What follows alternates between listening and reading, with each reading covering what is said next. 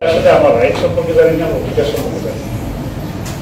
আমাদের যদি আমরা বলি যে সাক্ষরতা কি করে, এই যে আমরা বৈষম্যের কথা বলতেছি, বৈষম্য বিরোধী আন্দোলন আমরা করেছি, আন্দোলনে আমাদের নেতৃত্ব দিয়েছে সন্তানেরা, এই যে তারা দিল, এটা আসলে কিসের জন্য?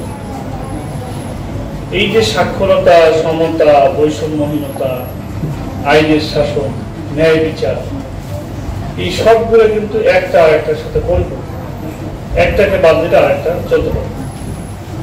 আপনি যত বেশি ন্যায্যতা দাবি করবেন, আপনাকে তত বেশি শিক্ষিত হতে, এবং এই সাক্ষরতা অর্জনের বাংলাদেশের যে প্রাথমিক ধাপ, সেটি হচ্ছে আমাদের প্রাথমিক এবং শিক্ষা মন্ত্রণালয়ের আওতাধীন যে সমস্ত প্রতিষ্ঠান রয়েছে সেগুলো। তো এই কারণে আমাদের এই ডিপার্টমেন্টের প্রতি অত্যাধিক সরকার গুরুত্ব দিয়েছে। সরকার অনেকদিন আগে থেকে অনেকগুলো প্রাথমিক বিদ্যালয়কে সরকারি গ্রহণ করা হয়েছে, অনেকগুলা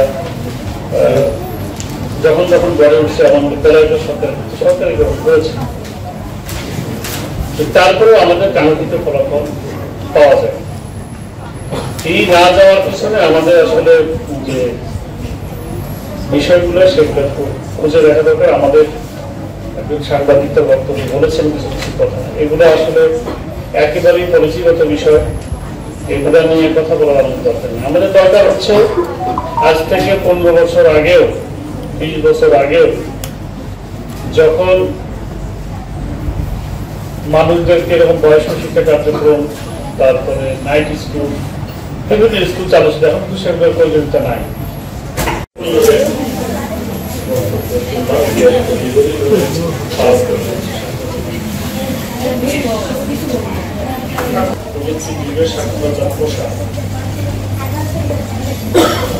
এই জীবনগুলো আসলে বিভিন্ন কারণে পালন করা, এটি পালন করা হচ্ছে। তো এই সময় 65 সাল আর হচ্ছে 2025 সাল, এই লম্বা গ্যাপের মধ্যেও আমরা এখনো এই সাক্ষরতা দিবসই পালন করে যাচ্ছি। এটি হচ্ছে আমাদের সবচেয়ে বড় নিরক্ষরতা। আমরা কোনো কিছু দিবস পালন করি, এটাকে সমান কাতারে নিয়ে চলুন। আমাদের এক স্যার বক্তব্য দিকে নারী দিবসের কথা বলছে, নারীদের ওনার মনে হওয়ার কারণ আছে, কি বলেন, বুকিনা ফাসো, নাইজা, মালি, এইসব দেশে কিন্তু আমাদের আর্মিরা বিভিন্ন সময়, আমরা কিন্তু গর্ব হয় এবং ওই সমস্ত দেশের নাম আমাদের বাচ্চাদেরকে জিজ্ঞাসা করে, সচেতন অনেক লোকে জিজ্ঞাসা আমরা বলি।